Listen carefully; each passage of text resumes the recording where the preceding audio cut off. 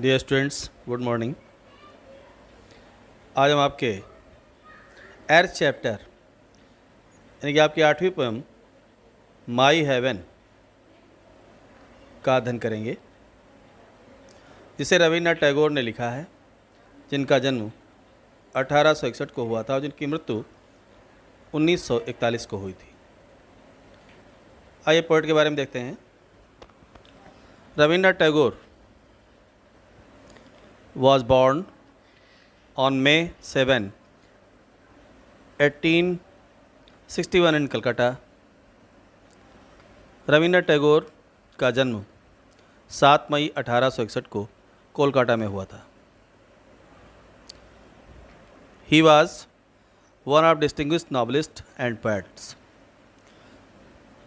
वह विशिष्ट उपन्यासकारों में, कवियों में से एक थे। इसके अलावा वो ड्रामेटिस्ट भी थे।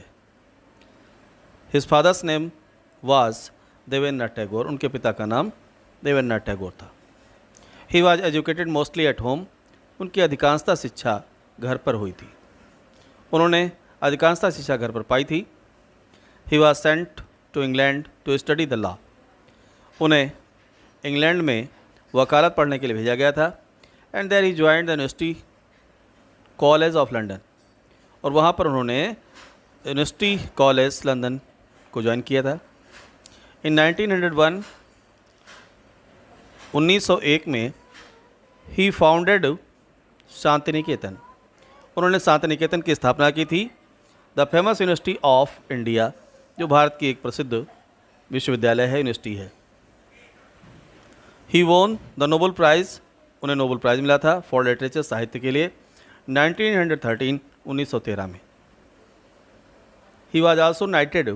उन्हें नाइट की पदवी मिली थी इन 1915 1915 में। ही रिजाइंड हिज नाइटहुड। लेकिन उन्होंने अपने नाइटहुड को अस्वीकार कर दिया था इन 1919 1919 में। As the protest against the Jallianwala Bagh massacre. Jallianwala Bagh में जो नरसंहार हुआ था, उसके विरोध में उन्होंने अपने नाइटहुड की पदवी को छोड़ दिया था।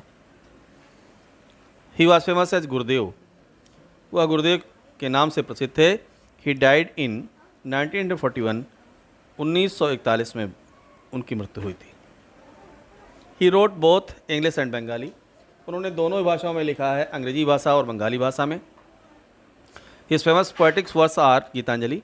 उनकी प्रसिद्ध रचना गीतांजलि है।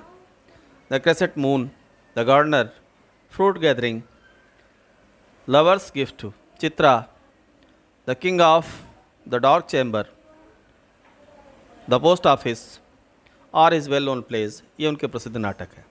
सम ऑफ हिज नॉवेल्स, उनकी कुछ उपन्यास हैं, जिनमें है गोरा, the home and rack, the home coming and Kabuliwala और फाइन शॉर्ट स्टोरीज उनकी श्रेष्ठ लव कथाएँ हैं।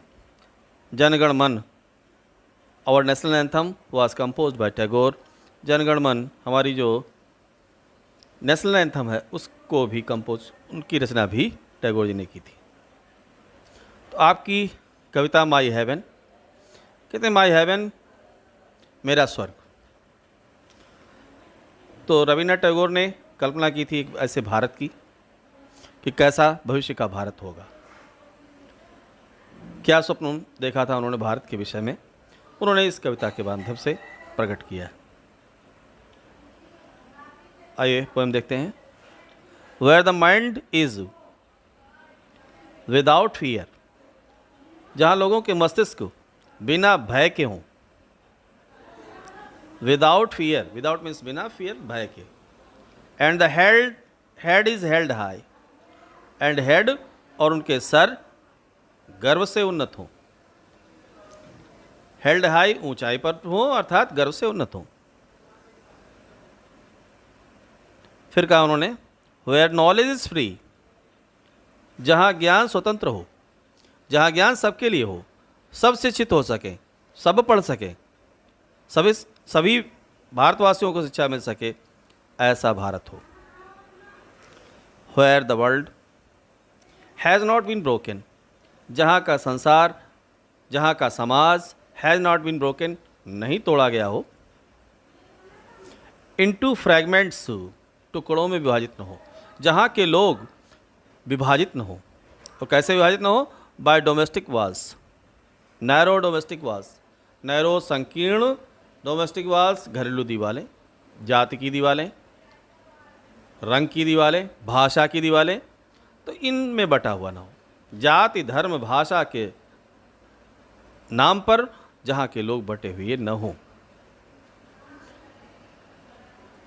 Where, जहाँ द वर्ड्स कम, शब्द निकलते हों, शब्द आते हों, कम्स आउट, बाहर निकलते हों, from the depth of truth, सत्य की गहराई से, जहाँ लोग सत्य बोलते हों, सत्यभाषी हों, जहाँ के लोग सत्यभाषी हों, उनके शब्द निकलते हों सत्य से युक्त, अर्थात जहाँ के लोग सत्यभाषी हों। Where tireless striving, tireless, tireless means अथक, स्ट्राइविंग प्रयास, stretches its arms towards perfection, stretches फैलाता हो इट्स आर्म, अपनी भुजाओं को, टुवर्ड्स परफेक्शन, पूर्णता के लिए, जहाँ के लोग बिना थके हुए अथक प्रयास करते हों पूर्णता को प्राप्त करने के लिए। Where the clear stream of reason, where, जहाँ पर क्लियर स्ट्रीम, स्वच्छ धारा, ऑफ रीजन, तर्क की, हैज़ नॉट लॉस्ट, नहीं खोया हो इट्स वे, अपना मार्ग, जहाँ के लोग तार्किक हों, तर्क करते हों, सोचते हों, विचार करते हों, अपना मार्ग न खोया हो, अर्थात जहाँ के लोग तार्किक हों। Into dreary desert, sand of dead habit, into dreary desert, नीरस रेगिस्तान, और कौन सा रेगिस्तान बता रहे हैं? रेगिस्तान की रेत, सैंड में होता है रेत, ऑफ डेड हैबिट,